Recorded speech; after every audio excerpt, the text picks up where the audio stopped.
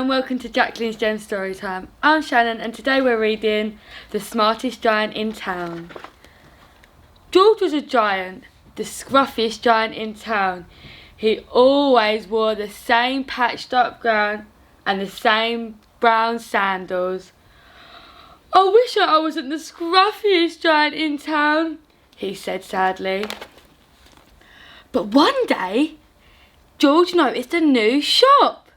It was full of smart clothes, so he brought a smart shirt, a smart pair of trousers, a smart belt, a smart stripy tie, some smart socks with diamonds up the sides, and a pair of smart shiny shoes. Now I'm the smartest giant in town, he said proudly. George left his old clothes behind in the shop. He was about to go home when he heard a sound. On the pavement stood a giraffe who was sniffing sadly. "What's the matter?" asked George. "It's my neck," said the giraffe. "It's so very long and so very cold. I wish I had a long warm scarf." "Cheer up," said George, and he took off his stripy tie. "It didn't match my socks anyway," he said as he wound it round and round the giraffe's neck. It made a wonderful scarf. "Thank you," said the giraffe. As George strode along home, he sang to himself, "My tie's a scarf for a cold giraffe, but look me up and down, I'm the smartest giant in town." George came to a river. On a boat stood a goat who was bleating loudly. "What's the matter?" asked George. "It's my sail," said the goat. "It blew away in the storm. I wish I had a strong new sail for my boat." "Cheer up," said George. He took off his new white shirt. "It kept coming untucked anyway," he said as he tied it to the mast of the goat's boat. It made a magnificent sail.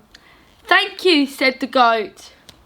George strode on singing to himself, "My tie's a scarf for a cold giraffe, my shirt's on a boat as a sail for a goat, but look me up and down, I'm the smartest giant in town."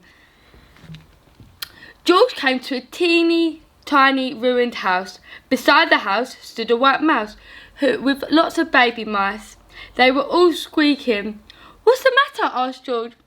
"It's our house," said the mouse. "It burned down and now we have nowhere to live. I wish we had a nice new house." "Cheer up," said George. He took off his new shiny shoes. "It was giving me blisters anyway," he said as the mouse and her baby scrambled inside. The shoe made a perfect home for them. "Thank you," they squeaked. George had to hop along the road now, but he didn't mind. As he hopped on, he sang to himself, "My tie's a scarf for a cold giraffe, my shirt's on a boat as a sail for a goat, my shoe is a house for a little white mouse, but look me up and down, I'm the smartest giant in town." George came to a campsite. Beside the tent stood a fox who was crying. "What's the matter?" asked George. "It's my sleeping bag," said the fox. "I dropped it in a puddle. I wish I had a warm, dry sleeping bag." "Cheer up," said George, and he took off one of his socks with diamonds up the side. "It was tickling my toes anyway," he said as the fox snuggled into it. It made a very fine sleeping bag. "Thank you," said the fox. George hopped on singing to himself, "My tie's a scarf for a cold giraffe, my shirt's on a boat as a sail for a goat, my shoe is a house for a little white mouse, one of my socks is a bed for a fox, but look me up and down, I'm the smartest giant in town." George came to a big squelchy bog. Beside the bog stood a dog who was howling. "What's the matter?" asked George. "It's the bog," said the dog. "I need to get across, but I keep getting stuck in the mud. I wish there was a safe, dry path." "Cheer up," said George, and he took off his smart new belt. "It was squishing my tummy anyway," he said as he laid it down over the bog. It made an excellent path. "Thank you," said the dog. The wind started to blow and George didn't mind. He hopped on singing to himself. My tie's a scarf for a cold giraffe. My shirt's on a boat as a sail for a goat. My shoe is a house for a little white mouse. One of my socks is a bed for a fox.